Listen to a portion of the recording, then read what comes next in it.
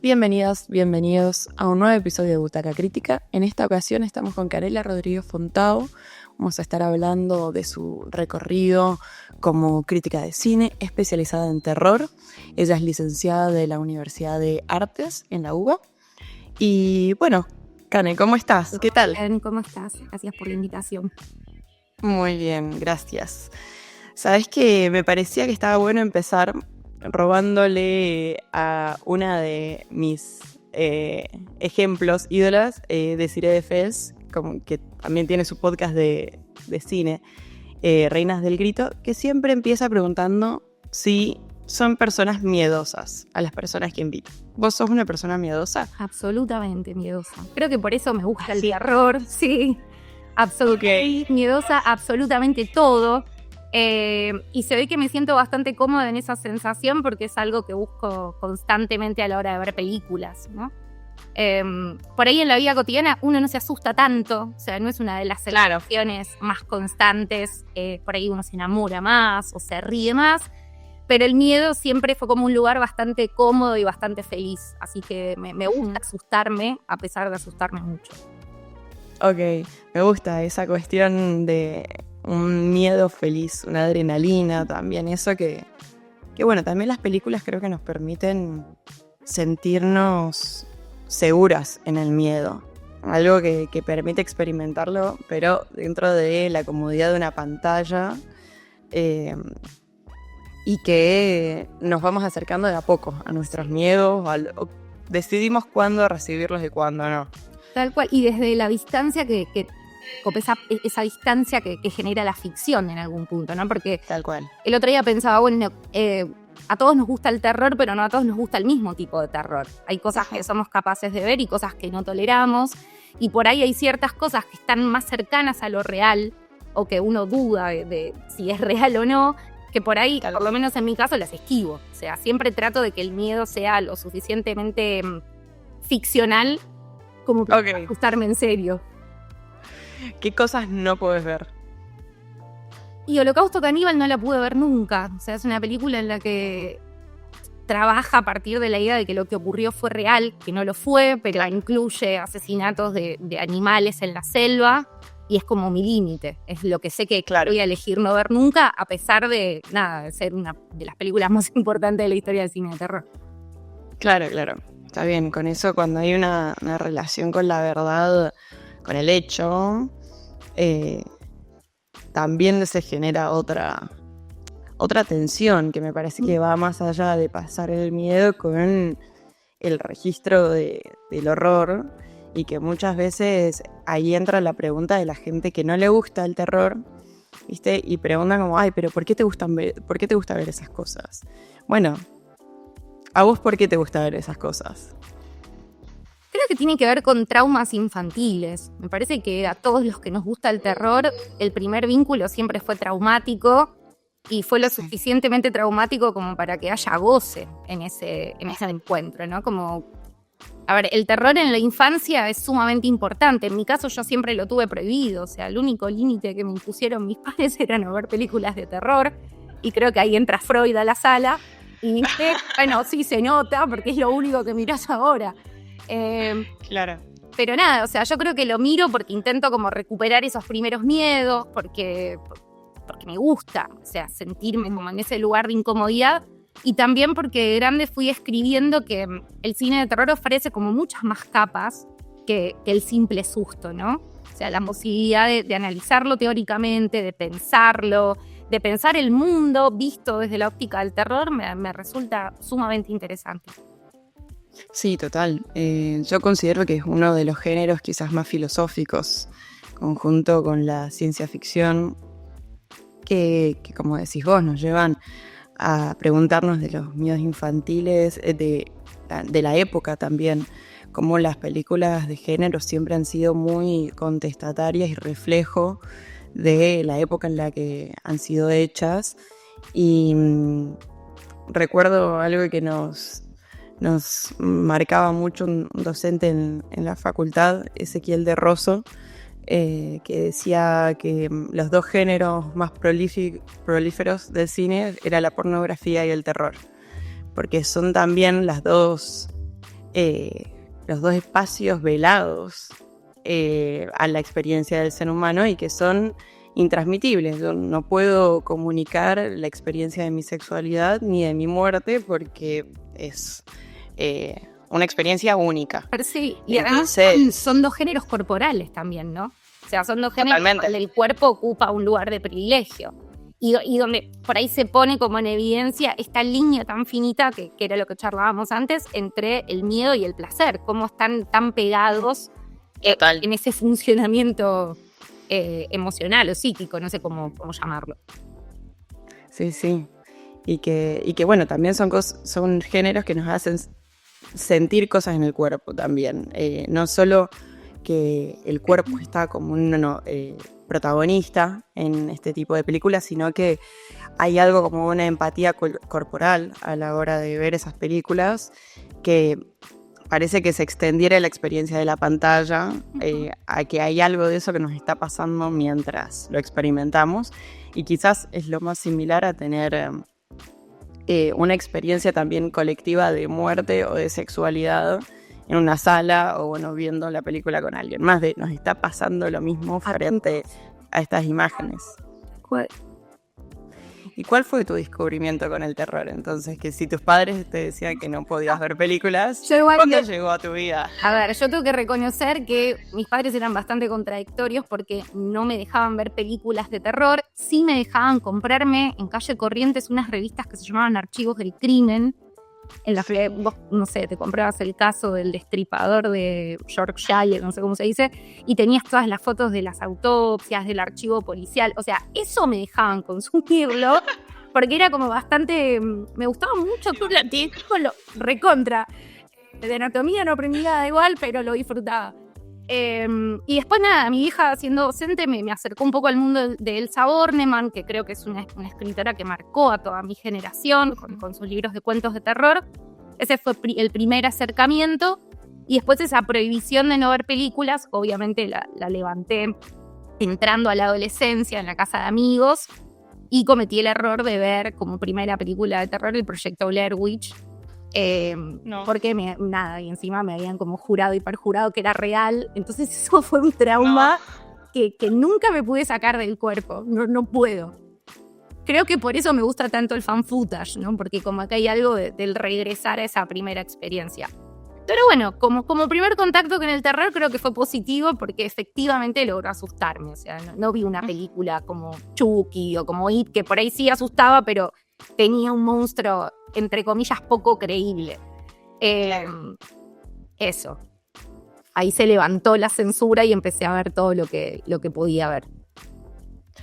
Mira, me llama la atención esto que también contabas de Archivos del Crimen y de la relación con el terror, que yo suelo escuchar de que es como un interés muy femenino, lo de el true crime, ver cine de terror, como vincularse muy profundamente con ese tipo de materiales, y yo no sé de dónde va, si es como conocer profundamente los riesgos que nos acompañan, o a los que estamos medio arrojadas por el hecho de ser mujeres, o qué hay ahí, no sé, como es algo que también te pasa. Es algo que también me pregunto y creo que llego como a esa misma conclusión que llegas vos. O sea, quizá hay algo de querer explorar un miedo que es real, que es el miedo a que te violen, el miedo a que te maten, que es algo mucho más concreto en nuestro género. La verdad no sé por qué, y es algo que siempre como que le interesó a la teoría, poder explorar el universo del espectador femenino, ¿no? Porque siempre que se habla de terror se piensa que los espectadores son en su mayoría hombres. Sí. Y sin embargo hubo un montón de estudios que demostraron que, por ejemplo, todo el cine slasher de los 80, o sea, el cine de asesinos como Freddy, como Jason, eran más las mujeres que asistían al cine que los hombres. O sea que siempre hubo algo ahí dando vuelta, pero que fue poco estudiado y poco explorado, como para tratar de entender por qué tenemos ese vínculo como tan directo con todo lo que nos asusta. Sí, porque también hay como una relación ahí muy como polar entre el espectador masculino, pensando estrictamente en lo binario, porque después hay un montón de ramificaciones a analizar que son más complejas, pero que el espectador masculino tiene hasta un goce más vinculado a lo sexual, también con la figura de la mujer maltratada, golpeada, asesinada, y en cambio la espectadora femenina tiene como un lugar de casi de potencia en eso. Y que también por mucho tiempo fue cuando se pusieron a las mujeres como protagonistas para morir, pero cuando pasaron también a una primera plana y poder conseguir un lugar de heroína, al fin y al cabo, con las Final Girls, con las Scream Queens. Es decir, bueno, ¿qué voz se le pone a las mujeres? Se le pone el grito. Tal cual. De terror. Las famosas reinas del grito, sí. Total, bueno, pero, total. A ver, esto por ahí es medio ñoño, pero me parece interesante para pensarlo. Cuando salen los slashers, varios años después, Carol Clover hace un libro bastante conocido que se llama Men, Women and Chainsaws. Y ella lo que hace es analizar esta cuestión. O sea, ella lo que dice es, hay como una suerte de cruce en la identificación. Porque por primera vez se descubre que esa heroína, esa Final Girl que está luchando por sobrevivir, está como construida para el ojo masculino, pero a la vez es una mujer sumamente masculinizada. Entonces eso le permite al sujeto masculino, al espectador masculino, identificarse con ella, pero no lo suficiente como para poner en peligro su masculinidad. Total. Creo que eso es sumamente interesante porque son personajes femeninos tan complejos que permiten la doble identificación. O sea, vos y yo nos vamos a identificar porque son mujeres que están luchando contra monstruos y están ganando, y a la vez hay hombres que empatizan con ellas porque sienten como esa carguita de masculinidad que les permite sentirse cómodos. Sí. Yo creo que el terror es mucho más femenino de lo que pensamos o de lo que parece. E incluso si uno empieza a rastrear en la historia del cine, empezás a descubrir que hubo muchas mujeres construyendo monstruos, muchas mujeres filmando películas de terror, pero que en las historias siempre fueron marginadas, no nombradas o renombradas quizá por los nombres de sus maridos, que se llevaban el crédito de las películas que ellas filmaban. Pero este tema que decíamos antes de la espectadora femenina siempre quedó como relegado, ¿no? Como que no hubo un estudio lo suficientemente complejo como para poder entender por qué tantas mujeres miramos terror. Sí. Bueno, justamente al principio que la citaba a Desirée de Fez, que es una crítica española y tiene, justo que tengo el libro, en Reinas del Grito, y ella también en el libro explora esto de cómo ella se apropió de sus miedos a partir de las películas y cómo le dio de algún modo una autonomía poder decidir a qué miedos quería enfrentarse y de qué manera. Y que las películas terminan siendo como un puente para eso, porque terminan identificando en temas que están muy vinculados a la experiencia femenina, como puede ser el embarazo con el bebé de Rosemary, el exorcista con podría decirse, la pubertad, la madurez de ese personaje. Bueno, ni hablar de la lista de películas de Rape and Revenge. ¿No? Toda esta experiencia es algo como que también hay un reconocimiento en eso, creo, en los autores masculinos haciendo terror, de que saben que nuestra experiencia es tenebrosa, es terrorífica. Toda nuestra vida es un body horror absoluto. O sea, total. Por donde lo pienses, nuestro cuerpo está un poco hecho para sufrir, ¿no? Desde la menstruación, el embarazo, la menopausia, o sea, todo está atravesado por el dolor, la sangre, el sufrimiento. Entonces, en algún punto, quizás por eso nos interesa el terror, porque es como ver en pantalla esa experiencia cotidiana de la sangre y del dolor, en algún punto. Sí. Una experiencia muy clausurada también, porque es muy de puertas adentro y mucho tiempo fue medio censurado, de no se habla de esto en público, no se puede, y al final el único lugar era la pantalla en un nivel de exceso. Casi como la ficcionalización de la experiencia. Tal cual. Y habilitar también que el hombre pueda proyectar esos miedos que le genera no entender ese cuerpo femenino, ¿no? Total. Carrie es la representación absoluta de eso. Te iba a decir eso. Sí, te voy a decir eso, porque Carrie es, en eso de Palma, diciendo como que una mujer deje de ser niña es aterrador, porque pasa a tener todo este poder que no sé cómo controlar. Sí. Sí, incluso a nosotras nos pasa. O sea, no solo a los hombres los asusta, sino que una también empieza a reconocer en ese crecimiento una monstruosidad, porque el cuerpo cambia y se desarrolla y no lo sabemos controlar, y un poder que empieza como a hacernos visibles en algún punto, ¿no? A la mirada de los demás, cuando uno hace esa transición hacia la madurez, ¿no? Hacia la madurez física. Yo creo que nuestra existencia es mucho más monstruosa de lo que habíamos pensado, ¿no? Entonces ahí el terror se vuelve hasta más cotidiano. Sí, total. Y ahora aprovecho para felicitarte que vas a ser jurado del... ¡Ay, sí, gracias! Ese es un sueño de la adolescencia cumplido. Ay, sí, qué lindo, qué lindo. Y ya que estamos en tema, vos como jurado, el Buenos Aires Rojo Sangre, para quienes no conozcan, es un festival de terror que se hace en Buenos Aires, pero es un festival nacional, ¿no? Sí. Y es internacional porque tiene competencia internacional. Tiene competencia internacional. Y algo que pensaba es que en Argentina tenemos una gran tradición de literatura fantástica y de terror, pero a mí a veces me da la sensación de que al cine todavía le cuesta tener como ese caudal de producción de género, no solo por los realizadores, sino también por la recepción del público, como que el público es un poco escéptico al género nacional, con excepciones como fue Cuando se echa la maldad el año pasado, o Muere Monstruo Muere en su momento, también Aterrados, anterior de Rugna. ¿Cómo lo ves desde ese lugar como crítica especializada en terror local?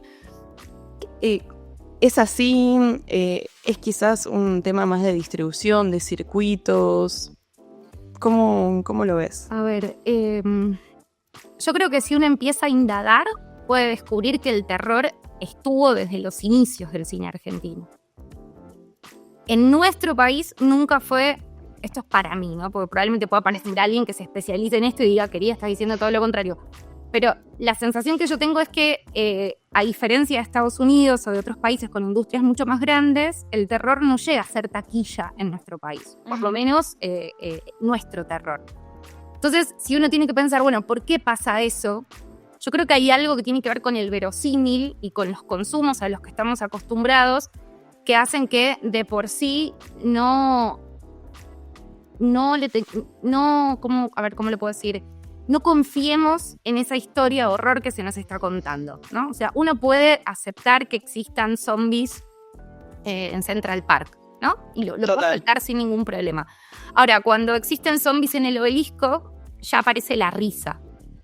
Cuando pasa eso, me parece que lo que ocurre es que se da esta cuestión del verosímil, ¿no? Como que no terminamos de poder creer que eso que nosotros vemos en películas norteamericanas o en películas europeas pueda llegar a pasar acá.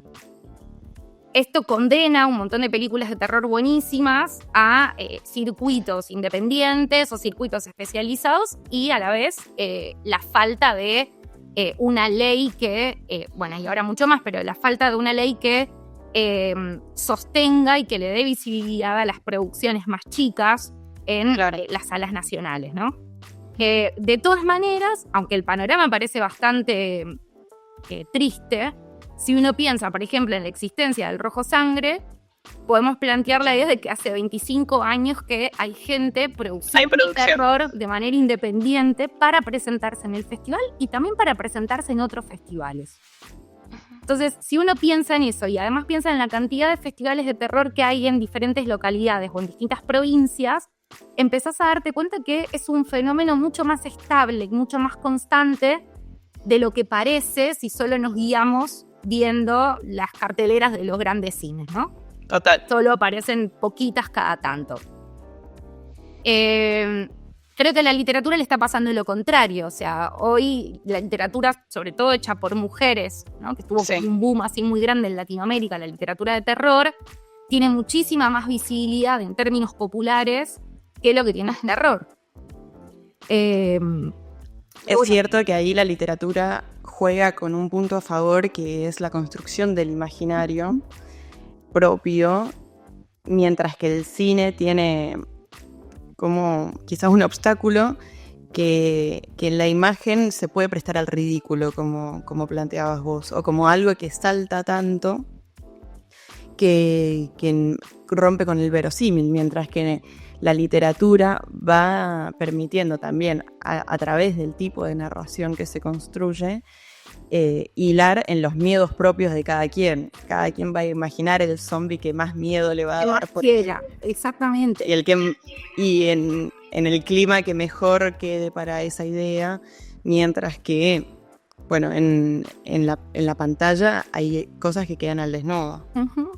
También creo que, siempre tengo la sensación de que por ahí lo que le falta al cine de terror argentino es el desprenderse de fórmulas norteamericanas, ¿no? En algún punto, poder desprenderse de esa forma de contar historias, esa manera visual, esos tropos o esos elementos constantes, y empezar a pensar, bueno, ¿cuáles son nuestros propios monstruos o cuáles son nuestros propios miedos? Y poder elaborarlos desde ahí. Creo que por eso Cuando acecha la maldad es el peliculón que es. Porque en algún punto está pensando en un cuerpo poseso, que ya lo vemos desde El Exorcista, pero lo está argentinizando y lo está construyendo desde acá. Entonces ahí me parece que el verosímil crece porque nos estamos identificando con lo que vemos y estamos sintiendo que en pantalla hay algo que remite a nuestra propia realidad. Sí. Y que justamente no nos salta que es algo que podría suceder, por lo tanto nos aterroriza. Tal cual. Si vinculamos 3 puntos que llevan a eso, no hay mucha diferencia entre un embichado y una persona afectada por agroquímicos en el campo argentino. Tal cual. Entonces creo que ahí está como la clave del trabajo de la idiosincrasia y que no sobran fuentes de terror en la Argentina y en Latinoamérica para explotar nuestros propios miedos, y concuerdo totalmente con eso de que está ese vicio de también seguir la línea de lo que hemos crecido viendo. Si hemos visto siempre un terror anglosajón con ciertos monstruos, siempre ciertas repeticiones y demás, y lo queremos adaptar acá, pasa casi como con el western para mí, que es como un género muy propio de Estados Unidos, y que si lo trajeras acá no puedes hacer cowboys, tenés que hacer gauchos. Uh-huh. Bueno, ¿y cómo es? Y bueno, es un género nuevo casi. Tal cual. Que tiene que ahondar en otros relatos y hacer lo propio, me parece, principalmente. Sí. Es esto que decís de la necesidad de una traducción, ¿no? De pensar como, de resignificar esas cosas que están afuera. Bueno, tratar de pensar cómo sería un Drácula argentino, o sea, cómo sería pensarlo de esa manera, y creo que ahí se enriquecería mucho más. No porque no creo que sea rico el cine de terror argentino que nosotros tenemos, todo lo contrario. Me parece que hay un montón de gente que por ahí vio Cuando acecha la maldad y le gustó, que si viera otras cosas que se hicieron, le volaría la cabeza. Sí. Pero nada, también hay un problema que es lo que mencionabas vos antes, que tiene que ver con la distribución. O sea, es muy difícil acceder, hay material que se pierde, es muy difícil poder llegar a un montón de producciones que se estrenaron y que tuvieron un buen recorrido, pero que después parecen como desaparecer del foco, ¿no? Perderse básicamente. Sí, total. También pensando de que hay un circuito, por ejemplo, lo que habilita el VARS, que es únicamente para Capital. Todo el resto del país se queda sin enterarse ni siquiera de esas producciones, y bueno, no teniendo Cinear ahora, o como perdiendo esa fuente, es más difícil aún, cuando también yo siempre pienso que el cine de género habilita también en las producciones más independientes, porque se hace... Grandes películas se han hecho a partir de las restricciones y la limitación económica. Bueno, vos mencionabas el proyecto Blair. Sí. Es una idea y llevada a cabo de la manera también más cercana que se puede hacer y que quizás quizás por ser muy fanática del terror, pero digo que tenemos que corrernos un poco del naturalismo y empezar a pensar que otras historias se pueden narrar desde la falta.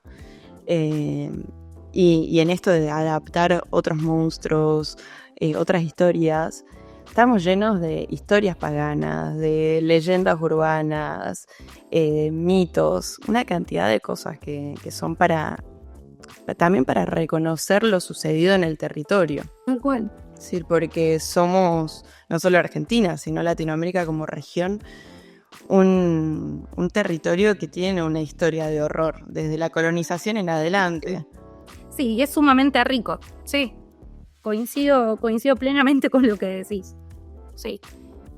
Y también volviendo a lo que vos planteabas de la potencia filosófica también que tiene el terror, es una posibilidad de catarsis, ¿no? Frente a todas estas cosas, de poder contar esas historias y un poco exorcizarse. Sí. Y pensar, ¿no? Porque muchas veces podemos como abordar la realidad desde lugares que quizás no solos como no elegiríamos, ¿no? Me parece que el cine habilita un poco eso, como te permite ver otros mundos, ver otras realidades. Uno puede comprender aspectos de su propia existencia, que es esta cuestión filosófica que mencionas vos, por medio de la ficción. Y ahí es cuando se vuelve sumamente rico el cine y cuando se vuelve doblemente rico el ejercicio crítico, ¿no? Porque uno puede hacer crecer aún más eso que la película plantea. Total. Y esto también de poder pensar, de poner en tensión y demás, me interesa que nos cuentes un poco del trabajo que haces en la Monstrua, como un espacio de pensamiento también. Si querés contarles a los oyentes un poco de qué se trata, de dónde surge la idea y demás. Bien. Bueno, la Monstrua nació hace 3 años con una compañera amiga de la facultad, con Mariana Zárate, en pleno contexto de segundo coletazo de COVID, encerrada, sin saber qué hacer. Y vino como un poco a traer un proyecto, o sea, apareció como para mostrarnos que podíamos escribir y hablar de terror por fuera de el grupo de hombres al que pertenecíamos, ¿no? Nosotras venimos de la carrera de Artes Combinadas, de la Facultad de Filosofía y Letras, nos egresamos hace un montón de años, y en ese contexto generamos un grupo de investigación medio paralelo, porque la facultad en ese momento no nos había dado demasiado espacio, y a lo largo de 12 años éramos las únicas mujeres en un grupo de un montón de varones hablando de terror. Entonces, con el paso del tiempo, empezó como a surgir esta necesidad de poder encontrar una voz en el terror que fuera propia y que abrazara un poco la cuestión de lo femenino, ¿no? Como forma de diferenciarnos e identificarnos. La Monstrua nace por eso, o sea, nace como un espacio que nosotras decidimos que sea cambiante, mutable, que por momentos es canal de YouTube, recomendamos películas, por momentos es cineclub, como es ahora. En otras instancias era, no sé, bueno, va a seguir siendo, pero dábamos cursos en la facultad en Filo. O sea, la idea es que sea nuestro espacio para poder expresar qué es lo que nos interesa del terror y un espacio que sea también de investigación y de aprendizaje. Claro. Hoy por hoy, o sea, creo que lo que nos gusta de la Monstrua y lo que hace que nos sostengamos en este ejercicio de hacer un montón de cosas por amor, totalmente ad honorem, es esto de que pudimos encontrar o pudimos generar algo que como estudiantes no encontrábamos, que era el acercamiento a la teoría crítica del terror. Muchísimos de los textos canónicos de la teoría del terror de Estados Unidos o de Europa no están traducidos al español, sí. No son de conocimiento público y nosotras entendíamos que había como una necesidad de poder empezar a llevar de una manera, no digo antiacadémica, pero más cercana a lo coloquial, esas cosas que nosotras pensábamos teóricamente y que encontrábamos en la teoría de otros como ricas. Entonces, de esa manera empezamos a dar cursos, empezamos a hacer seminarios, hacíamos análisis de películas, o sea, el formato que en ese momento nos venía bien, lo abrazábamos. Eso es un poco la monstrua. Está genial esto también de acercar esos materiales, porque inclusive se pueden conseguir en inglés a veces, pero conseguirlos acá es más difícil todavía. Entonces es como si quedáramos completamente desprendidos de lo que es el estudio académico del terror. Y lo mismo, como decís, están ciertos autores que son como los que siempre se repiten.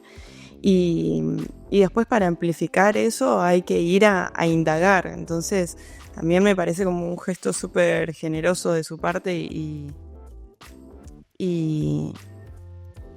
sí, colectivo, de decir, bueno, a nosotros nos interesa esto, no lo tuvimos, ¿de qué manera podemos cambiar ese rumbo? Y también generar un espacio de discusión que me parece que es algo que se viene repitiendo mucho capítulo a capítulo, de lo que voy charlando con las críticas y los críticos, de la importancia de hablar qué nos pasa con las películas, a dónde nos llevan, a qué remiten, cómo pensar colectivamente también la historia del cine, porque ahí se descubre otra historia del cine y la posibilidad de reescribir también desde una perspectiva, en nuestro caso, femenina, una perspectiva latinoamericana, porque si no también la absorción es siempre desde el canon y ahí se pierde muchísimo material y la posibilidad de la repregunta de desde dónde estoy concibiendo este conocimiento. Sí, tal cual. Yo creo que hay algo que pasa con el terror, que voy a decir que no pasa en otros géneros, pero alguien puede venir a discutírmelo y lo acepto, que es que hay como un sentimiento de comunidad, de vínculo, medio inexplicable, ¿no? No sé, antes hablábamos de los pibes que hacen películas o las pibas que hacen películas para el Rojo Sangre. Es gente que hace películas con 2 pesos los fines de semana, trabajando en una oficina, que en la mayoría de los casos también lo hace gratis porque trabaja para amigos. Lo mismo pasa con un montón de gente que tiene sus canales de YouTube, o sea, gente que labura de otra cosa y que elige hablar de terror por fuera de esos laburos porque hay una necesidad de pensar y una necesidad de hablar y de compartir que yo no sé si pasa en otros géneros. Es más difícil para mí. Sí, es verdad que el terror y la ciencia ficción quizás generan una comunidad que no sucede por género. En todo caso sucede por director, sucede hasta por época, pero hasta por ahí nomás, ¿no? Me parece que más una cuestión eso de, en todo caso, grupos de fans de ciertas sagas o trilogías, pero como género es algo bastante particular. Bueno, así como hay festivales de terror y no hay tan conocidos festivales de melodrama, festivales de comedia. Es más difícil conseguir eso. Tal cual. No sabemos a qué responde igual, ¿eh? Es como un fenómeno. No hay hipótesis. No hay hipótesis. Pero sí es muy extraño. Y además, cuando empezás como a generar estas cosas y empezás a hablar con otros y empezás a compartir, te das cuenta que es un sentimiento de mucho amor. O sea, literal. Sí. Nosotros, con el grupo de investigación al que pertenezco, organizamos hace unas semanas las segundas jornadas del género terror en la UBA. Y nada, nos pasó de invitar gente que nosotros decíamos, no nos van a responder. O sea, no hay forma de que esta persona nos responda. Y venían y charlaban y se quedaban hablando y escuchaban ponencias. Y vos decís, qué loco, porque hay como una sensación de comunidad y de deber, ¿no? De devolver un poco todo lo que el terror nos da. Entonces, sin ir más lejos, el año pasado lo invitamos a Rugna, una semana antes de que se vaya a Sitges, nos dijo que sí, y tenía que venir una semana después de haber ganado Sitges, y nosotros dijimos, no va a venir, o sea, no hay forma. Y ahí estaba. Y vino con su camisa blanca impecable, porque esa noche tenía el estreno de Cuando se echa la maldad en Argentina. Vino, charló, comentó, compartió, y uno dice, muy loco, porque de verdad hay algo como de un amor inexplicable que une a toda esta gente. No sé qué es. Y el las actividades del colectivo las realizan en la UBA y son abiertas a todo público. ¿Cómo funcionan? Las actividades que hacemos en el grupo forman parte de un proyecto de investigación sobre cine de terror báltico. No tiene nada que ver con lo que estamos haciendo, pero cine de terror báltico. Se nos pide, por decirlo de alguna manera, que generemos instancias de estudio, instancias de aprendizaje en relación al tema elegido. Entonces presentamos trabajos en congresos y generamos actividades abiertas a la comunidad. Dentro de estas actividades están las jornadas, que son, o sea, puede ir todo el mundo, son gratuitas, no hay que pagar nada. Y para los que no conocen o nunca fueron a una jornada, lo que suele ser es un encuentro de más o menos 8 horas, nosotros estuvimos de 12 a 20, en los que hay mesas temáticas, van personas a presentar avances de sus investigaciones. En nuestro caso, bueno, fueron invitados directores argentinos, invitamos de cine de terror, ¿no? Actrices y actores de terror argentino, y también tuvimos una mesa de historietas y de literatura de terror argentino. Entonces, nada, el que buenísimo. Fue muy bueno, salió muy lindo. Y creo que también salió lindo porque hay algo de, que por ahí lo mencioné antes, pero que hay algo de la necesidad de empezar a ocupar esos espacios universitarios, ¿no? Que durante tanto tiempo negaron o no se interesaron en el estudio del terror, de las historietas. Entonces, total. Con mucha gente que labura eso desde hace muchos años, sentirse invitada desde ese lugar es una batalla ganada. Y para nosotros también, porque nos costó un chino y medio que la UBA nos dé algún tipo de reconocimiento institucional. Es que sí, es sentirse validado también.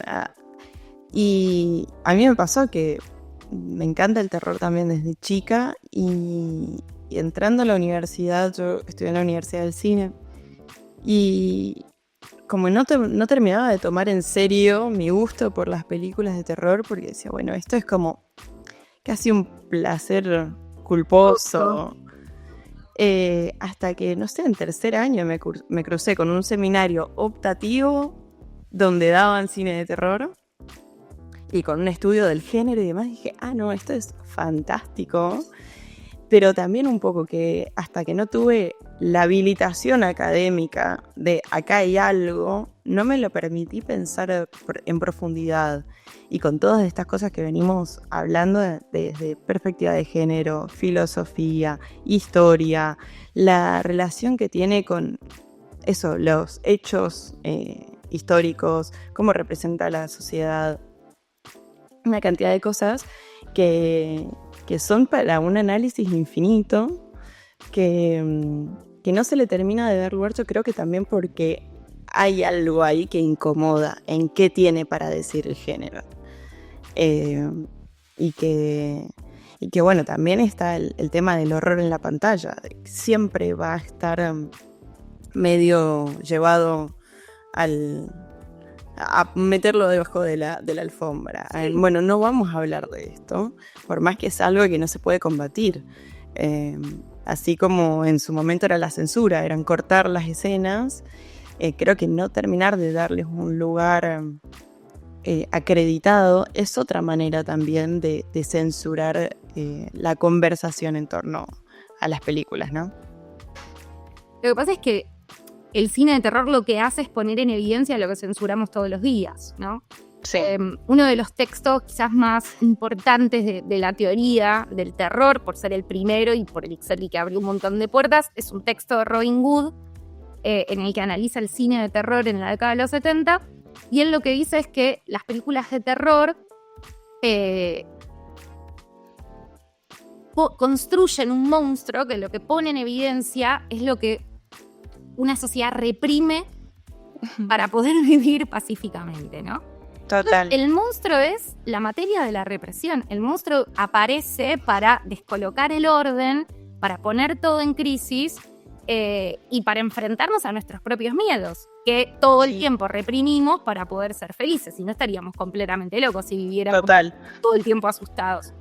Pero creo que cuando Robin Hood destapa esa olla, yo creo que no se imaginó todo lo que podía llegar a venir. Porque lo que está haciendo es dándole una validación para el análisis teórico.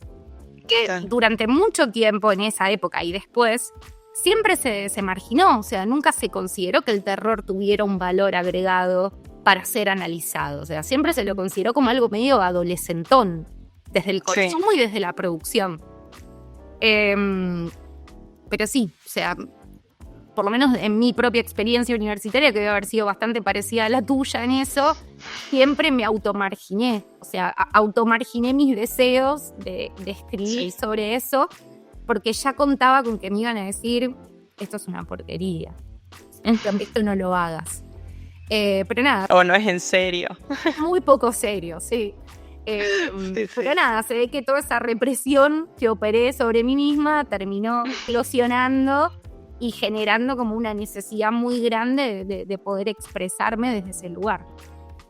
Tal cual. ¿Y tus héroes villanos favoritos?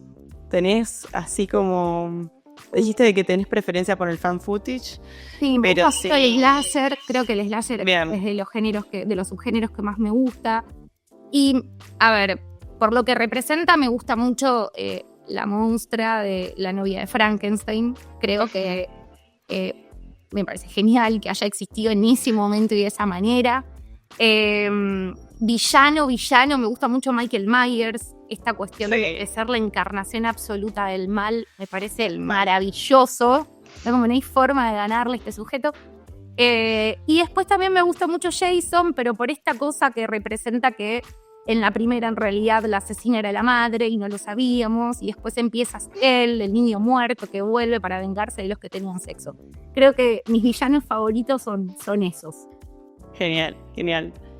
Y como para ir concluyendo, te hago una pregunta más dirigida también a la crítica.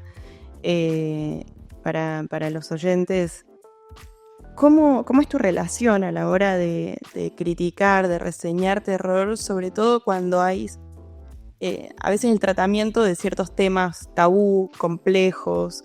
¿Qué distancia hay con la producción, con la narración y con los temas a tratar?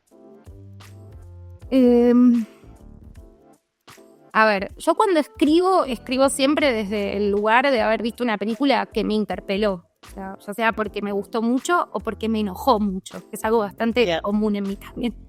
Pero tengo que escribir desde un lugar que me movilice. Siempre tengo la intención de escribir desde un lugar que por fuera de lo subjetivo, ¿no? Por más que la subjetividad siempre se filtra y es inevitable porque estamos escribiendo desde nuestro punto de vista, lo que intento es como tratar de dar herramientas para que el lector también pueda acercarse a la película y generar su propia opinión respecto a lo que ve. O sea, trato de esquivar mucho esto de, dicho en mejores términos, la película es una porquería o la película es muy buena, ¿no? Como que intento encontrarle la vuelta para poder construir algo en relación a esa película y poder invitar al lector a que aprenda algo, por decirlo de alguna manera, que aprenda un punto de vista nuevo sobre eso que está leyendo. Después también la pifio, ¿no? Porque hay cosas que nos movilizan un montón. Por ejemplo, cuando salió La Sustancia, tuve como todo un dilema existencial absoluto, muy de domingo. Y sí. Que no me había gustado. Y no me gustaba. Entonces era como, ¿qué me está pasando? ¿Por qué no me gusta esta película que le gusta a todo el mundo? Entonces nada, cuando me calmé, yo siempre trato de leer mucho para ver enfoques, para ver cómo abordar las cosas. Y me di cuenta que mi enojo no tenía que ver con la sustancia en sí misma, sino que tenía que ver un poco con la situación del marketing asociado al terror, ¿no? Claro. Cómo todo este año se trató de llenarnos de expectativas gigantes, no sé, desde Longlegs hasta ahora. Total. ¡Fua! La mejor película que vas a ver en tu vida. Entonces después uno queda ahí en el cine como totalmente abandonado y estafado. Y no sabes qué hacer, porque... no sabes qué hacer. Entonces, nada, o sea, me pasó mucho con La Sustancia eso, de repensar, bueno, ¿desde qué lugar escribo? Porque no puedo escribir desde el enojo, porque no sé por qué estoy tan enojada y tengo que escribir algo que construya algo. Y nada, o sea, mi crítica de La Sustancia no tuvo nada que ver con La Sustancia, sino que tuvo que ver un poco con el marketing y todas estas campañas que nos venden películas de manera tan bestial que uno no tiene ni siquiera tiempo para poder pensarlas. Total, y que inclusive yo creo tanto con Longlegs como con La Sustancia, si no hubiesen hecho ese bombardeo de marketing y de información, quizás se recibían distintas. Era como, mira esta sorpresa. Te hubieran gustado. Sí. Bueno, para mí, mi gran enojo este año, además de La Sustancia, fue una película que se llama In a Violent Nature, que se trata sobre una... no la vi todavía. Bueno, no te cuento nada, pero es un slasher muy modernoso que supuestamente está contado desde el punto de vista del asesino. No pasa, o sea, es la cámara montada en la espalda del asesino que camina por el bosque 40 minutos, ¿no? Pero esto no puede ser real. O sea, alguien se tuvo que haber equivocado cuando escribió punto de vista del asesino. Claro. Y porque no pasa. Pero digo, bueno, yo no puedo escribir esto. Yo tengo que hacer que esto se transforme en otra cosa porque mi enojo no me interesa ni a mí. Entonces no puedo hablar de esta cuestión. Y yendo como al punto, lo que quiero ir es, yo intento que las películas me den un sopapo y me sirvan para aprender algo. Buscar a otro crítico, mirar otras 2 películas para poder entender. O sea, me gusta eso, que las películas sean disparadores y que las críticas puedan mostrar un poco esos viajes hacia otros lados que habilita como el mundo de la ficción, ¿no? Teoría, otros críticos, otras pelis, otras críticas. Me encanta, está buenísimo. Porque también es la manera de tender redes y de seguir construyendo, porque muy cierto eso que decís, como el enojo no nos sirve ni a nosotros mismos, pero si a partir de también la ira es un sentimiento súper positivo, yo creo. Contra, porque te hace producir, sí. Te hace producir, te hace activar, y si a partir de eso se puede tejer algo más y conectar con otras cosas y salir a buscar, parece que está bárbaro y es como un gran incentivo para la gente que está empezando a escribir, para quienes nos escuchan, que también un poco lo que queremos plantear desde el podcast es eso, un lugar de crecimiento y de conversación, aunque sea medio indirecta, que después puedan conectar eso al leerte en tu perfil, de ir a buscar tus cosas. También hemos tirado acá un montón de data para que la gente se acerque a espacios como La Monstrua, el colectivo es Aterra. No, Aterra es un proyecto de chicas latinoamericanas que se organizó en pandemia. Grupo Grite, @Grupo Grite. Ok, buenísimo. Para que vayan a buscar todo eso y que eso sirva también para seguir tejiendo y seguir construyendo, porque, bueno, es inabarcable. Y por suerte cada vez hay más herramientas para descubrir. Así que, Karen, muchísimas gracias. Ha sido un gusto total. Gracias por compartir tu experiencia, tus saberes y miedos. Y bueno, invitamos a todos a que vayan a buscar toda esa información y seguir hablando. Muchas gracias. Gracias. Adiós. Muchas gracias por acompañarnos. En el próximo episodio estaremos con Paula Vázquez Prieto hablando acerca de su recorrido en la crítica del cine. No se lo pierdan.